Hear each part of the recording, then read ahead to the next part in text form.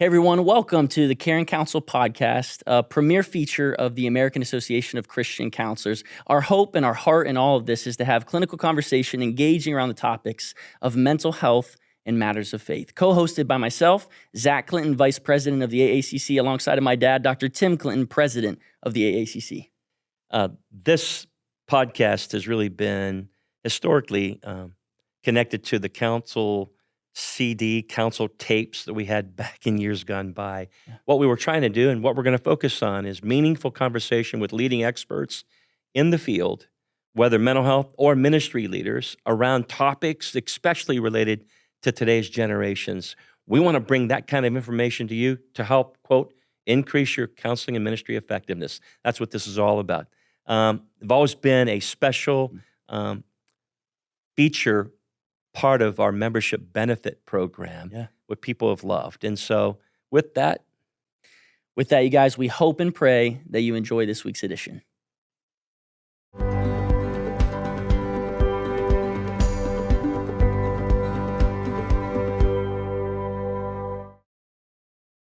Well, hello, everybody, and welcome back into the Care and Counsel podcast, a premier presentation of the American Association of Christian Counselors, where we seek to further educate, equip, empower, and encourage you as you seek to more effectively care for people God's way. Today, we have another very near and dear friend to our hearts here at AACC. You may know him. Many, if not all of you, are very well acquainted to him, and Dr. John Townsend. You guys know that he is a renowned clinical psychologist. He's a leadership consultant, and on top of all of those things, he's also a bestseller of many books, many of which you probably would recognize by the name Boundaries. Dr. John Townsend, my friend, thank you so much for joining me today. Thanks, Zach. Glad to be here. So excited to have you, my friend. I always love gleaning from your wealth of wisdom and knowledge and experience, especially as we're having conversations, and this is geared toward people helpers, just like you and me, who we just seek to effectively care for people in a more meaningful way. And so, John, you're a man who wears many different hats. You're a husband, you're a father, you're a coach, you're a professor, you're a clinical psychologist, you're a rock and roll superstar. My friend, I just want to ask up front here, what are some incredible things that God has been revealing to you in this season of life, and what are you most excited about on the road forward? I think something that's been kind of a recent development, very excited about, Zach, was that Forbes magazine named the Townsend Institute PhD in counseling as the #1 counseling online program in the country. Wow.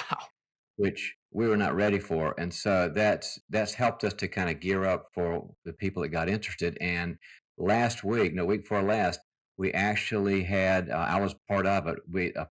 Our first person getting their PhD defended their dissertation. Come on. And it was just kind of a magical moment, magical milestone. We were all really emotional about how God wants to have Christians out there at the top of their game, at the top of the research, bringing the kingdom. Absolutely, John. Speak a little bit more about the Townsend Institute. Some of our students and our members may not be familiar exactly with what you guys are doing, but I would love for you to share more about it to just open their minds to the opportunities of further educational kind of responsibilities.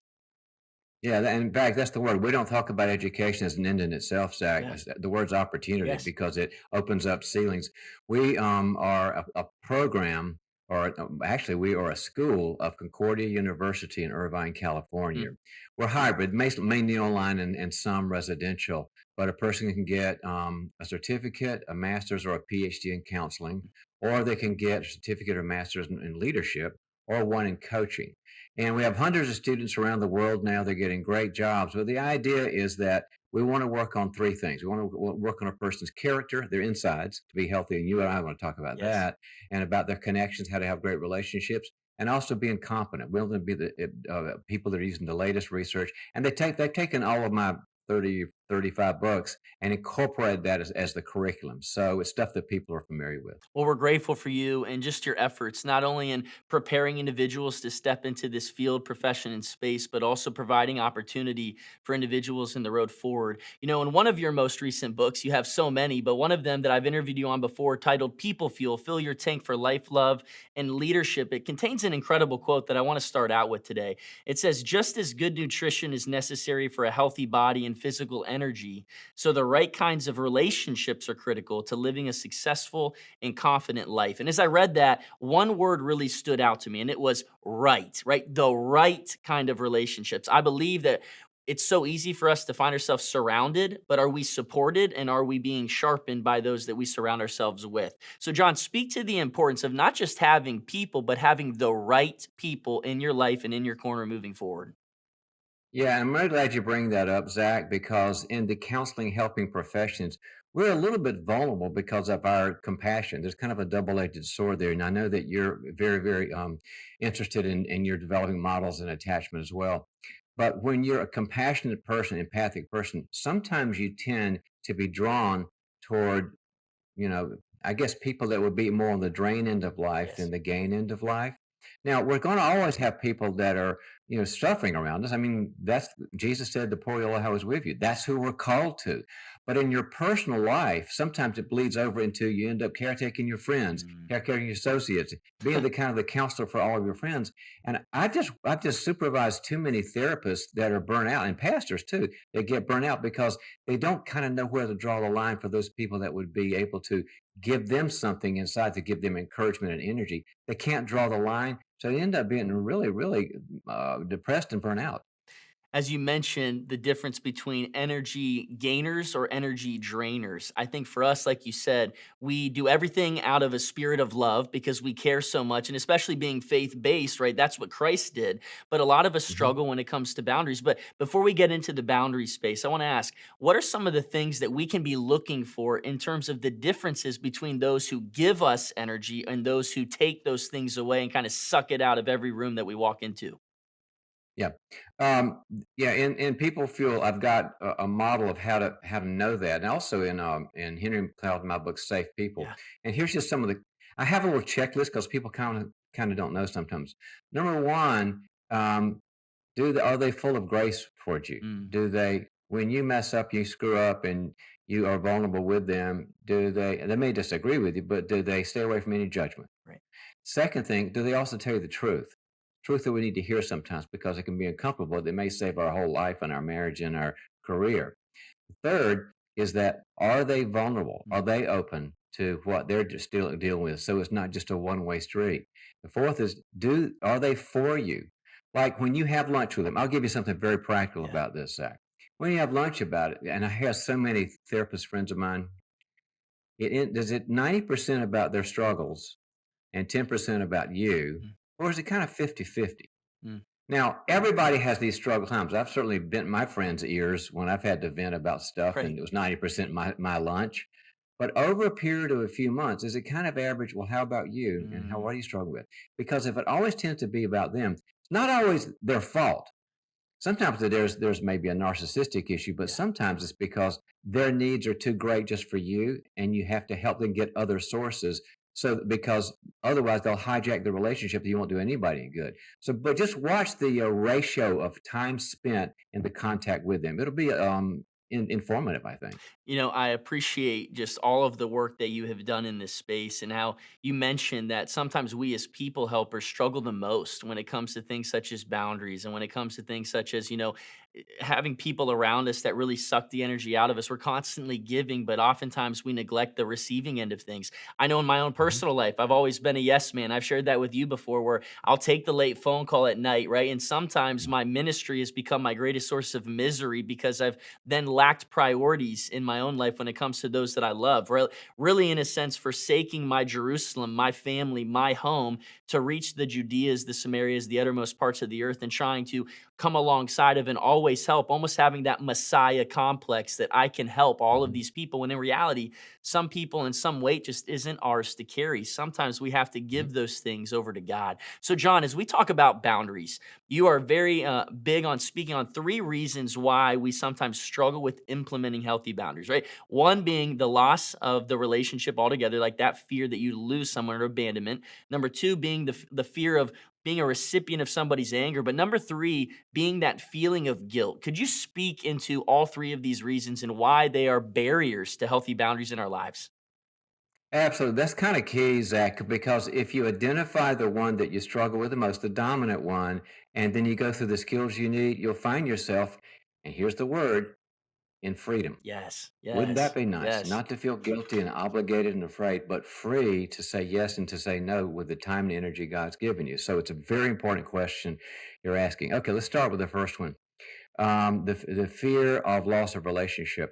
Sometimes, because this may be stuff in your developmental years when you were a child, mom or dad or pastor or coach or teacher or whatever, where you learned that if I say no to this person, they won't get mad, they'll check out. Hmm.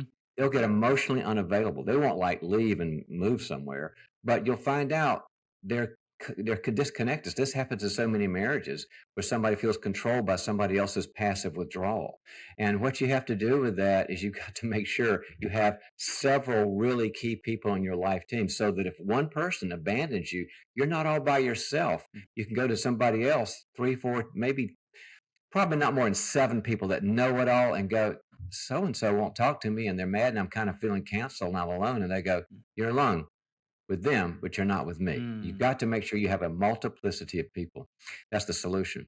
The second one, fear of someone's anger. And we all know how conflict phobic and conflict avoidant we therapists can be because we're more lovers, right? But that can really control you, especially when you need to let somebody down, confront someone, disappoint someone, redirect someone, and tell them the truth. Because, as you know, growth is about grace and truth. That's what the Bible says. And so many of us are afraid if somebody escalates Yes. or gets mad or, starts to, you see their face get red and all that sort of thing, you think, oh, what do I do now? And so we avoid that.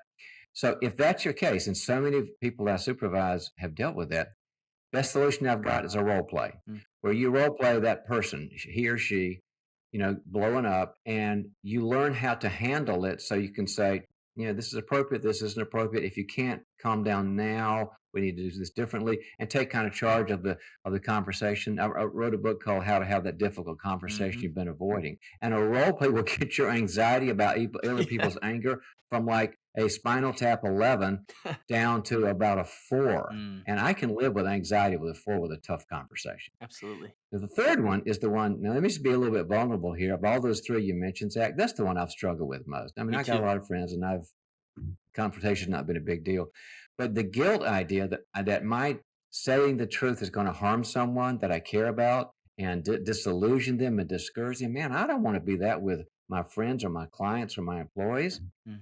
And so there are two little tools you can use if you tend to get not set boundaries because you feel guilty and don't want to harm people. Number one, begin to distinguish the word hurt from the word harm. Mm. They are not the same thing, and this will free you up. And when you hurt somebody, you make them uncomfortable. Yeah. When you harm somebody, you damage. So look at it if you're going to do an alliterative. One's about it's distressful. Yeah.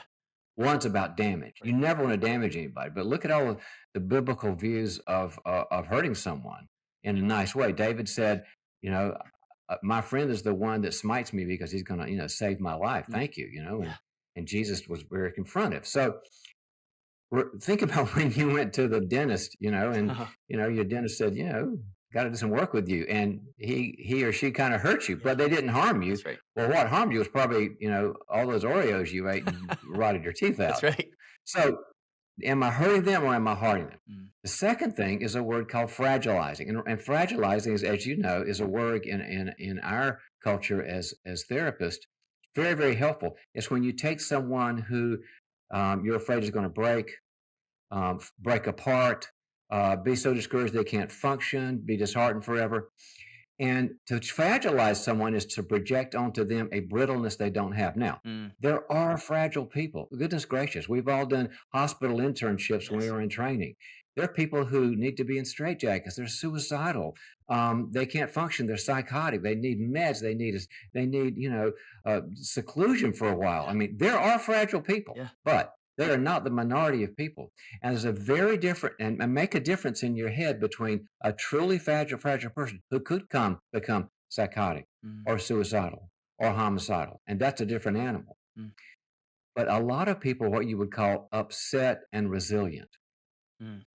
They don't like the fact that you said something because it, upset them a bit. They're upset. They don't like it, but they're resilient and they'll go off and think about it a couple of days or a couple of hours and get better. And make a distinction in your head between hurt and harm and fragile and upset resilient. That will help you with the guilt game. I tell you what, those are really good points, and I like that upset and resilient piece. I've done a lot of work around the topic and phrase of resilience. Although no concrete definition, the common theme is positive adaptation in the presence of adversity. And like you said, sometimes when we step away and remove ourselves and we reshape our perspective, we're able then to more meaningfully engage and step into those moments and have, better conversations. And also, I heard what I was kind of taking away with from that is confrontation doesn't always have to be a bad thing. Confrontation can ultimately lead to further connection. It can be used for good, but being able to see it in that light as well.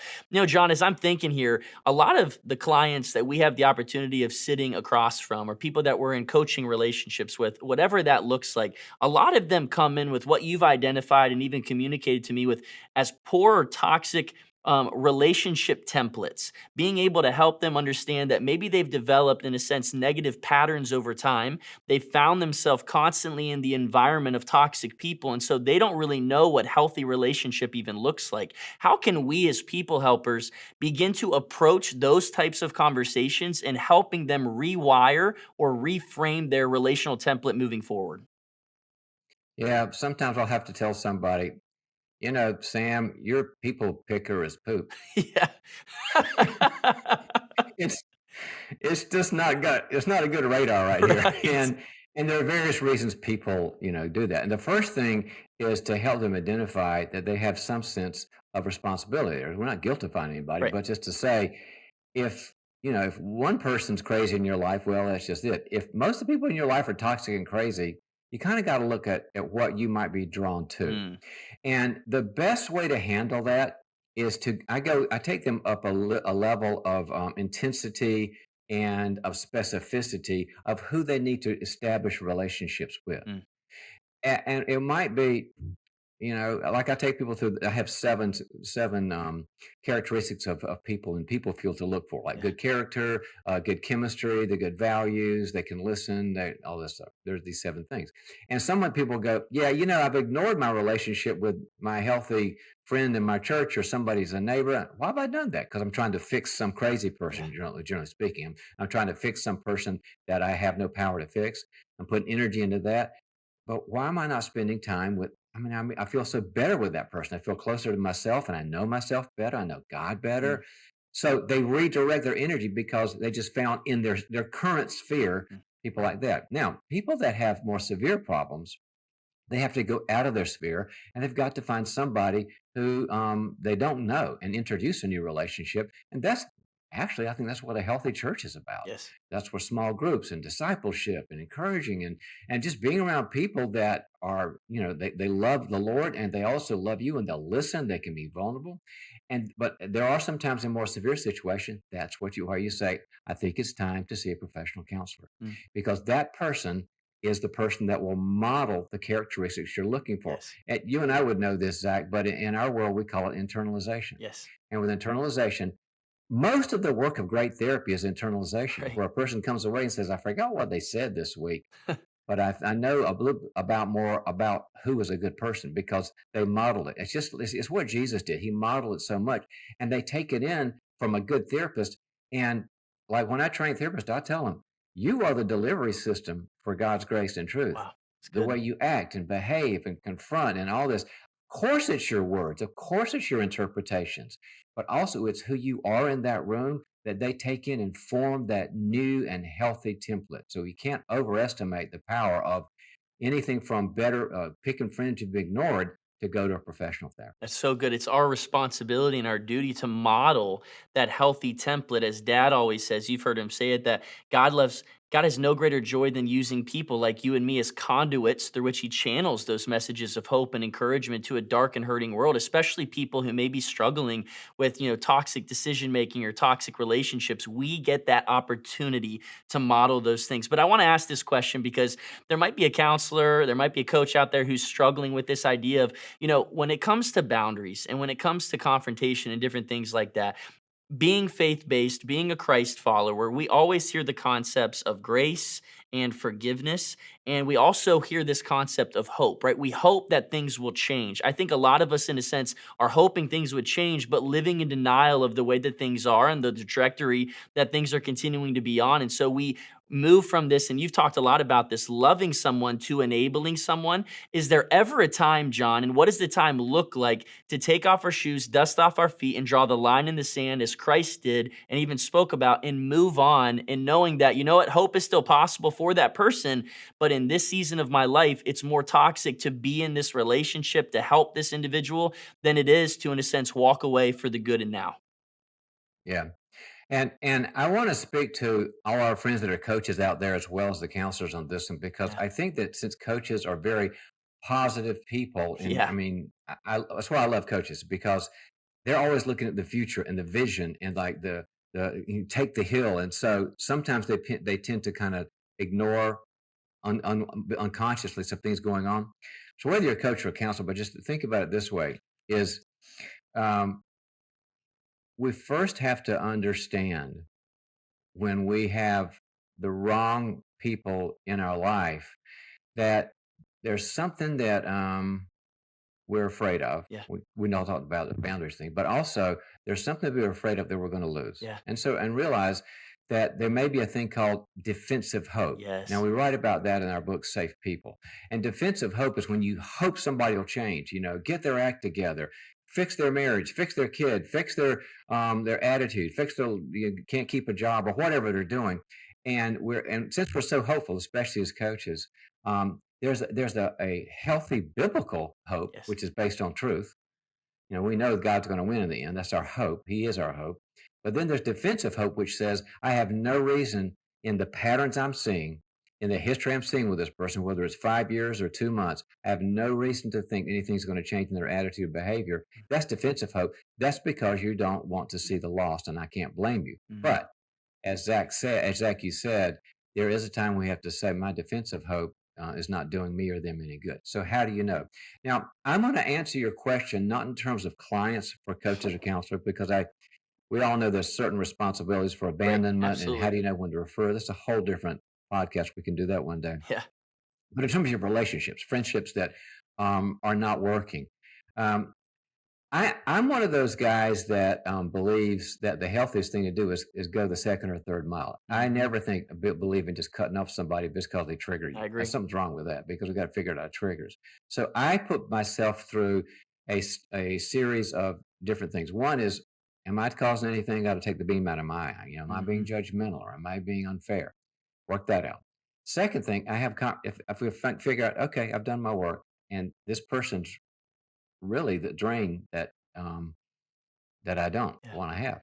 There's two kinds of drains. In the book, I call the one drain is called the chronics, and they're just good-hearted people. They're not mean. Right. They're always in crisis, and they have a flat learning curve. They never learn from all your advice Right. and all your praying for them and all of your homework assignments. They just never do, because you kind of function as their Prozac in a way. You just feel Right. good that you're around. They're not bad people. Yeah. They're just chronic. Yeah. The other is what we call contaminants. Now, you know, I believe in evil. Yeah. There's a devil out there, and there are people that are bad, and they want to destroy you, and they want to mess up your marriage and your ministry and you and all that. And they are very dangerous. So you got to treat them two separate ways. Mm. With the chronics, I'll just start to give them a warning. Like, sounds like, number one, I've noticed that when we get together, it tends to be about you, and but that's great. But I don't.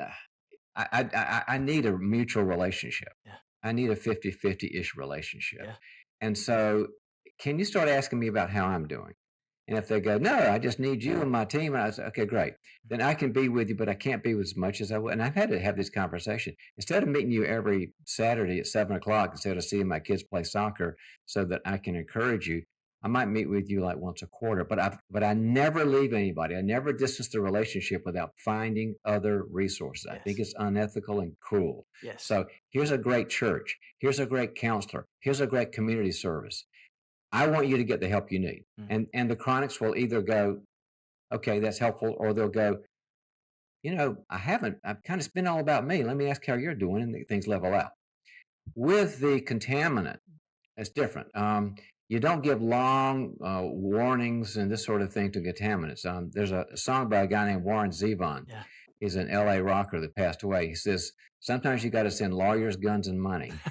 And these are bad Yeah. people, and you don't want them in your life or your marriage or your ministry or your career. And you have to say, I can't be with you anymore. And here's why. If you ever change, let me know. Mm. So one is more of a softer approach. And if you change, we can have a 50-50. Or I'm not I'm not enough for all the problems you have. I want to get you with a group. I want to get you with a church with a lot of ministries. But one way or another, this has got to change. With the contaminants, pretty much, I got to pull the ripcord on this one. They're two different dynamics. Absolutely. And I appreciate what you had to say about deciphering the difference between defensive hope and biblical hope. You have really been influential in my life in terms of helping me set boundaries, just in even conversations that we've had in the past, whether it be in interviews, whether it be in me reading your books.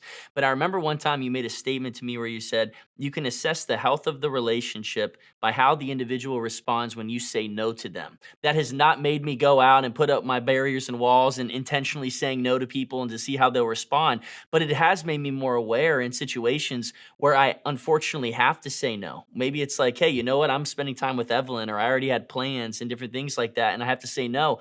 Being able to just have that at the forefront of my mind of, hey, you know what? I had to say no. I want to see how this person responds. It's been able to help me assess, like, okay, these are people who are gainers, these are people who are drainers, and then deciphering the two different types of drainers, like you said. So I appreciate you and all of your work around this topic. But now, what I kind of want to transition to is how can we help people develop the relational nutrients necessary, again, to look, to live, to love, and to lead more like Christ, as you mentioned in your book, People Fuel. So I think that healthy people are ultimately what make healthy relationships, John. So what are the nutrients? How would you kind of unpack them for us? And what would you equip us with as we continually do this work in caring for people God's way? It's a great question, Zach. Yeah, I got the idea from the bionutrients, the science of that. All of us are trying to be healthy these days, work out, sleep a lot, and drink the right water and drink and have these supplements because if your body needs the bionutrients. Like if you have enough calcium, you're great. If you don't, you have bone problems. Right. If you have enough iron supplements, then that's great. If you don't, you're going to have problems with blood, anemia and that sort of thing. So I thought, maybe did God bring us relational nutrients the same way to keep us healthy and healing and all that. And Mm, so the model is that there are four types. There's probably 22. We can go over them another time, but yeah. there's four types, four categories, just like, protein, carbohydrates, fat, and that sort of thing. The first one is to be present. Mm, We need others present with us, just not saying much. When Job had his yep. loss, says his friends sat with him 7 days and 7 nights and didn't say a word to him. They saw his grief was very great. Sometimes it's being emotionally present, eye contact, shut up and listen, Mm, which is very hard for us that are in the coaching counseling world sometimes. yeah. That's being present. The second one is to convey the good, which means you got to catch people doing something right and affirm it. People do things all day and nobody notices that they stuck in there with a hard assignment, or they did something with their kid that was very difficult, or they really, they were Olympic level and they did even better. Yeah. And people, it means so much when you say to someone, "I noticed how you handled a different that team meeting, or how you handled that situation in your marriage. Way to go!" Mm, And they go, it was sort of like a shot of Prozac for them that somebody actually noticed that. That has tremendous, tremendous power to grow us. The third one, provide or deliver reality. mm, Sometimes we just need somebody to be kind of a Gandalf. I'm a Lord of the Rings fan. The yes. Gandalf had all these things he would say that would like, oh, the aha came Yeah. on. And to be a wise person and to give them feedback. Now, coaches and counselors, we're trained to give that underlying thing like, and it just happened again in that relationship. I'm wondering if you felt like here you are again trying to please your dad. That Mm, would be a very strong provide reality. And person goes, oh my gosh, the lights went on the inside, things changed. So we need to be providing reality at a deeper level for people with good feedback and wisdom and Bible verses. And we also need to receive it for mm, ourselves. And the fourth one is basically to take a call to action. mm, It's not just about sitting there and thinking and looking at our navel about self-actualization. There's a world out there that needs us to have action. We need to challenge ourselves and other people. Take a step. Okay, what's your first thing? I'm big when I coach, for example. I'm big on homework assignments. I Yes. never have a coaching section without a homework assignment Same. because the brain needs the action. So if we are in the process, and I always have to, when I'm talking to my friends at AACC, I say, I know you want to give this to people, but you got to get it That's first. right. Who is it that goes into your well of difficulty and pain besides your spouse and besides God and besides your Labrador retriever? Who else besides those big three can you vent with that will just be with you and not give you advice? Who are they? Because a lot of times they'll say, I don't want to be a burden, and we got to get over that. Number two, who is it that constantly affirms you and tells you you're doing something good here because you need that? Third is who's giving you wisdom to go deeper and see why things are going on as they are. And fourthly, who is challenging you to take an action step? That's how they're transferred to us. And then, as you have been talking about, Zach, that's how we transfer as coaches and counselors to others. Be present, convey the good, provide reality, and then take action. And as you mentioned, make sure that you have individuals in your corner that are equipping you, that are coming alongside of you, that are offering their presence and not just their perspective, the ministry of tears rather than just the ministry of truth. And I appreciate that idea of having almost this board of directors, as Carl Benzio, a friend of both of ours, would always say. And as you Mhm. said, who's in your well with you? Who is going and coming alongside of you in these moments of life? We as people helpers need those people too, as well as equipping the individuals we have the opportunity of walking alongside of to find those kinds of people in their lives as well. John Townsend, my friend, what a blessing, as I always say it is, just to sit down with you, to be able to have moments like this, to learn from you. I always appreciate your wisdom and your wealth of knowledge and experience. But I wanted to ask, for all of our members, for all of our students, for all of our leaders that are tuning in, watching, and listening, where can they go to find out more about you and even more about the Townsend Institute and even purchase maybe several of your books? Yeah, it's simple, Zach, is go to drtownsend.com. It's all there. We've got the Institute and who we are and who our fellows are and who's teaching and what our coursework is. We also have the Townsend Leadership Program where we help people to coach better and be better leaders. The books are there, the interviews and that sort of thing. So it's kind of a one-stop place that's all there. Be sure to go to drtownsend.com. John, my friend, thank you so much for your time. Thank you for joining us, and thank you for the incredible work that you do, and I know that you will continue to do in our space and our profession. You're a pioneering leader. I love and appreciate you from all of us here at the AACC. Thank you for joining us today. Thanks. To all of our listeners, viewers, students, and members, we love being a part of your life. Thank you for joining us today. We hope to see you right back here next time on our AACC Care and Counsel podcast.